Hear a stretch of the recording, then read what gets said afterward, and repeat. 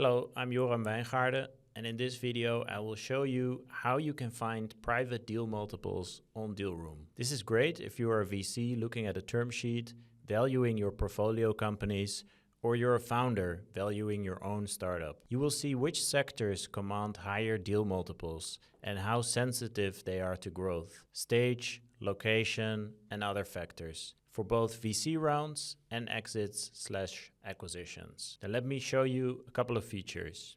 As you can see, we are here in the transactions section on the left in deal multiples. And at the top, you can choose different lenses, all deals, only exits, VC rounds, and later I will show you segments and time series. If you see on the next section, we have different filters. So you can click here to filter by industry or location, specific companies or round type. And if you scroll further to the bottom, you see the entire data table. So for example, we can see here Perplexity, 200 million VC round at a 20 billion valuation, which means 133 times revenue multiple, which we can compare with Mistral, which raised a 2 billion round at 140 times revenue.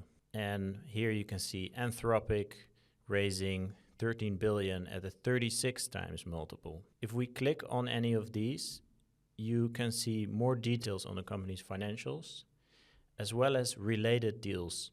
So for example, how does Mistral compare with Alkin, Cohere, Stability AI, Anthropic, OpenAI, and so forth. If we go back to the top, you can also choose to only look at exit rounds, such as the Bending Spoons acquisition of Vimeo, which happened at 3.3 times revenue.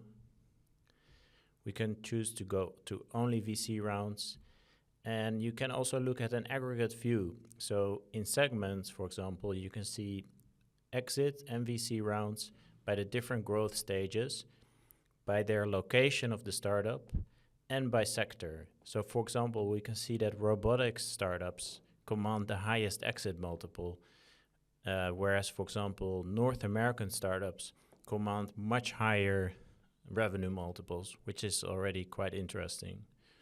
If you then go to time series, you can see how multiples have developed over time.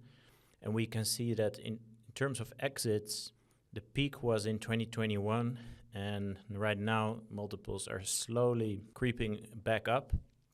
But when it comes to entry rounds, we're actually at an all-time high in terms of revenue multiples. And this may have something to do with a current trend where more startups are also, especially the very high-performing ones, are also sharing their revenue multiples. We're really excited to release this feature. Revenue and valuation data on private companies is notoriously difficult to find, especially on startups. And we're very proud and excited to now bring this feature live to our users.